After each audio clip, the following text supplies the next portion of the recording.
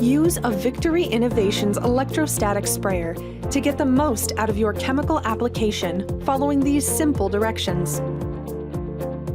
All Victory Innovation sprayers come with a single 16.8-volt lithium-ion battery. To charge your battery, simply snap it into the included charger.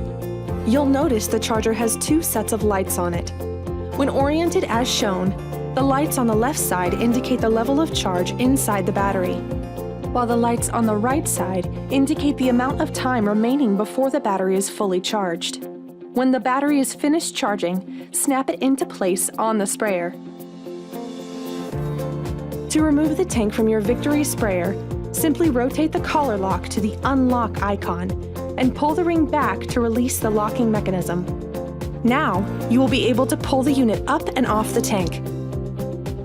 Reattach the tank by aligning the vertical rails of the sprayer with the groove along the top of the tank. Firmly press the tank into the sprayer and listen for the locking mechanism to click, indicating the tank is in place. Rotate the collar lock to the lock icon and you're ready to go.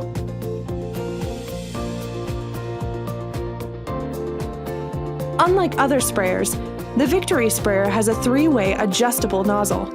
The nozzle has settings for 40, 80, and 110 microns. The easiest way to determine which setting you are currently on is to rotate the nozzle with the vertical groove into the top position. The sprayer is now set to 110 microns.